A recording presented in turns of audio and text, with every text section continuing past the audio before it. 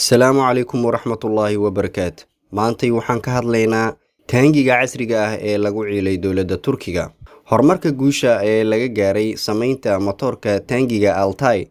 Dowladda Turkiga waxay samaysay qalab muddo lagu ciilay kaasoo ay ka iibsan jirtay dowladda Jarmalka. Turkiga ayaa ku howlanaa taangiga Altay tan iyo 2005. Taangigan waa mid ka mid ah taangiyada ugu casrisan dunida, wadamo yar ayaana haysta.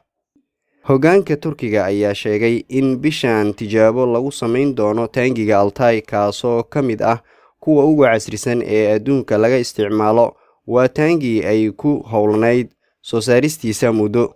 Turkiga muddooyinkii dambe waxay ahayd dowlad ku haminaysa in ay hogaamiso dunida guud ahaan, waayo waxay horumar muuqda ka samaysay tiknoolajiyadda, dhanka waxbarashada, caafimaadka, samaysashada hub casri ah kuwaasoo dhammaan la jaanqaadaya tiknoolajiyadeeda.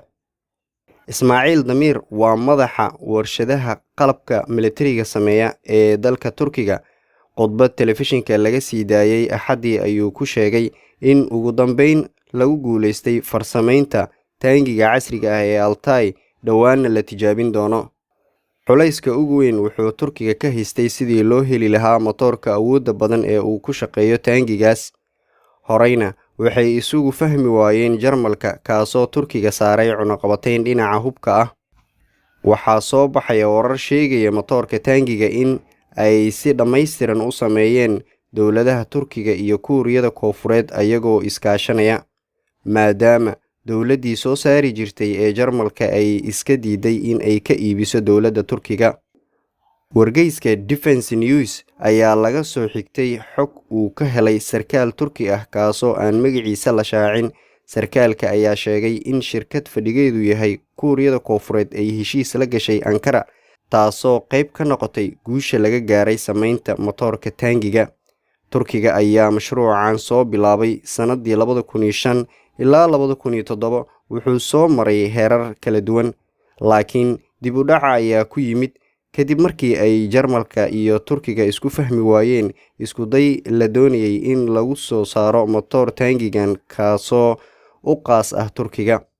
Horaantii sanadkan 2021, Mareykanka ayaa cunaqabatayn ku soo rogay Turkiga oo ay ka wada tirsan yihiin isbahaysiga NATO, kadib markii Turkiga uu gacan ku dhigay gantaalada difaaca ee Ruushka sameeyo, kuwaasoo uu ka dalbaday sanadkii la soo dhaafay. Mareykanka wuxuu sheegay in qalabkaas gantaalaha ee S-400 ee Ruushka lagu farsameeyo inuu yahay mid aan la jaanqaadi karin tiknoolajiyadda NATO, sidoo kalena uu khatar ku yahay isbahaysiga NATO.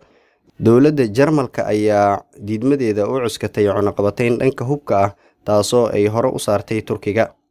Turkiga ayaa hadda ku biiray dalalka tirada yar ee haysta mid ka mid ah taangiyada ugu awoodda badan, kuna darso inuu maamulan karo hanaanka taangiyada ay ku shaqeeyaan maadaama lagu farsameeyay gudaha dalkiisa.